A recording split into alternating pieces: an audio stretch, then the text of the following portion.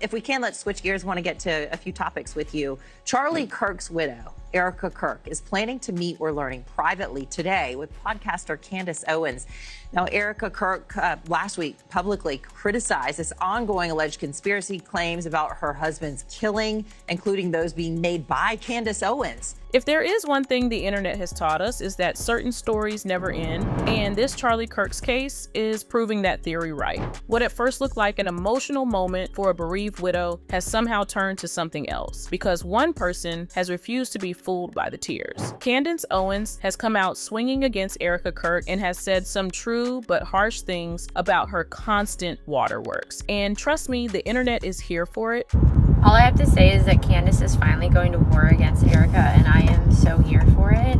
We've all been waiting for it since, I don't know. Some people think Candace Owens has crossed a line. Others think if Erika's hands are clean, nobody will ask her questions. 18 years ago today, I buried my husband, and nobody has come forward to try to accuse me of having anything to do with it. Because I didn't. So maybe if she were innocent, nobody would be attacking her. So strap in and pull up a chair, because the Charlie Kirk never-ending drama just got another plot twist, and this time Candace Owens is the one pouring gasoline into fire. Let's get into it. Now, if you are an avid follower of the whole Charlie Kirk drama, you already know that every week there's a new headline, a fresh new discovery, or someone crying on camera. And according to Candace Owens, that is the main problem. The latest round of internet chaos started when a video of Erika Kirk breaking down while reading a fan's comment on a podcast went viral on the internet. Take a listen. I have been married for 10 years. My husband is a hard-working farmer who has gone a lot. A year ago, I was questioning my marriage and felt like I was losing myself in the chaotic life of work and motherhood. Since finding a church, I recently got baptized. My kids attend Sunday school, and we talk about Jesus in our home daily. Instead of nagging my husband, I embrace his hard work.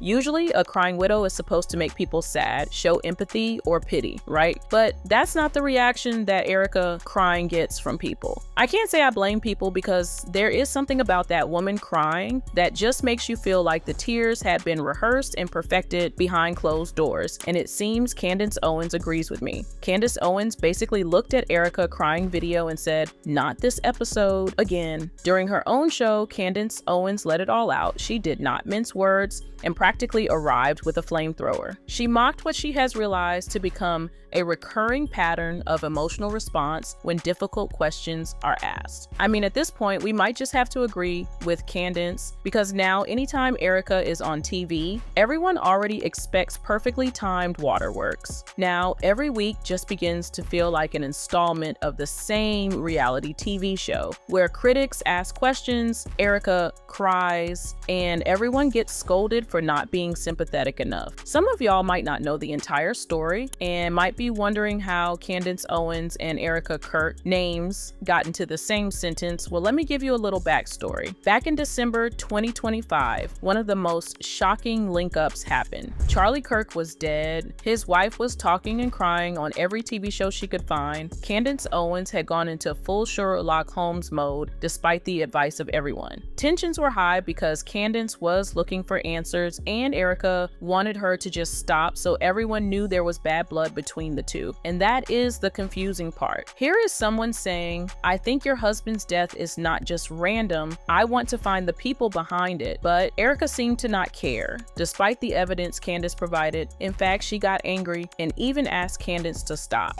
What do you want to say to her and the other people that are putting these lies out into the world right now?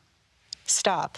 Now that's when fans began to suspect Erika, because she was so quick to shut down Candace without even listening to her. Until one day, they turned the internet upside down and said they were going to have a sit down. Erika Kirk met with commentator Candace Owens earlier tonight, following weeks of mounting tensions between the two. Kirk announcing the meeting on X, saying she looked forward to the, quote, productive conversation. The National News Desk, Jeff Harris joining us, and this has been building between the two. Kirk also writing in that post, that the two had agreed to pause all public commentary until after the meeting. What details can you share about their conversation tonight? Now, here's the issue. After that meeting, no one knows what exactly happened. Both Candace Owens and Erika Kirk never came out to talk about what happened. They only said it was productive. But with recent developments, we can tell that the meeting was not as productive as they said it was. Candace even fanned the flames of speculations about the meeting by saying she came out alive, as if she expected not to. And even when she finally came on her podcast, she still did not talk about the meeting, just gave bits and pieces. Okay, you guys are crazy. You guys are absolutely crazy. The amount of people who attacked me for sending out a tweet being like, hey, I'm good, I'm alive. We had a very productive conversation. And they were like, she got the call. She got the call. She's betrayed us. She's doing something else. I can't believe it. This has all just been a show. Calm down, okay? What do you think happened? Now that we understand the beef between Candace and Erika, let's talk about the viral videos that got tongues wagging. After the supposed private meeting that was, according to Erika, was productive, it seemed like the relationship between both of them went from bad to worse. One of the unforgettable moments in the whole social media war was when Erika made a video dressed in a black top, black cap, and black pants, and if you did not know it was her, you would think it's the female version of Eminem. It seemed like she was trying to paint the whole narrative of her trying not to dress up and that her videos were natural and not practice. Well, regrettably, the internet informed her that the video looked like she was trying too much, but her outfit was not the only thing that caught viewers' attention. The things she said in the video also sent the internet into a frenzy. She kept sounding like a martyr and said that everyone is coming after her, and this is where it gets even crazier. She said that Candace Owens is accusing her of killing her own husband. At that moment, fans knew there was no settlement in sight for both women. I have comedians dressing up in whiteface.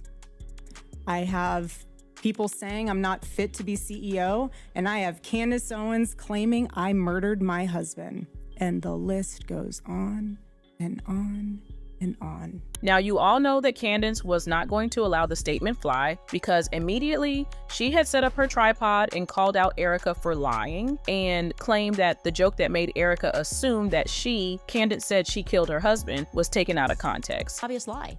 She wakes up to headlines and Candace Owens saying that she killed her husband. The response has just been brutal, okay? Everyone is calling her out. They're saying that the look is wrong. People are making fun of saying that she looks like she came dressed up as the assassin that was walking up the stairs, allegedly. Erika Kirk out here dressing like Eminem when he got sober. I did not see that one before. That's very funny. This person, why is Erika Kirk wearing something that looks eerily similar to an Imperial officer's uniform from Star Wars? It fits the theme music. It's just weird. It was weird and it was awkward. Andrew Colvett is going to present an out of context text message, which looks like it got passed around at Turning Point USA. He presented a screenshot of a text message joke. A joke definitively sent by me. And I will say right now, Andrew Colvett, you have my full permission to release the entire conversation because how dare you remove this joke from its context, okay? Oh, and it gets even more interesting from there. Candace leaked an audio clip of Erika laughing and excited about merch sales. I mean, this was someone who just lost her husband in the worst way possible, right? But now she's joyous and happy about merch sales and ticket sales. Hi, everybody. I still love all these emoji Zoom things. Wow. I don't even know where to begin. The fact that we were able to pull off an event of a century, like it's just insane. We had over 275,000 people that attended and the stadium overflow. And it keeps getting worse because just 4 days ago, Erika was with a pastor in a podcast where she was reading out one of the show's messages and she, out of nowhere, just started crying. Of course, grief hits you at any time, but it was weird she started crying as if she timed it and was waiting for the exact moment. I have been married for 10 years. My husband is a hardworking farmer who has gone a lot. A year ago, I was questioning my marriage and felt like I was losing myself in the chaotic life of work and motherhood. Since finding a church, I recently got baptized. My kids attend Sunday school, and we talk about Jesus in our home daily. Instead of nagging my husband, I embrace his hard work. Yeah.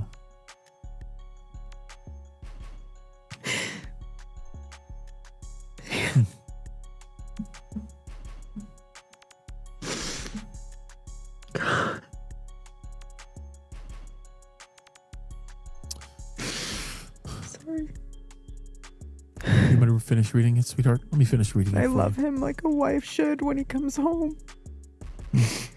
Instead of losing myself to motherhood, I've completely embraced every second of it. Never wanting my precious babies to grow up. It seems like the more I pour myself into my daily readings, church, and family, the devil shows his face more than I have ever witnessed. Why does it seem like the closer you get to God, the harder the devil works on you? Yeah. Look, for those of you that can't see, and I have the blessing and the benefit of knowing Erika and Charlie so well that I know exactly why Erika's in tears, you know? Man.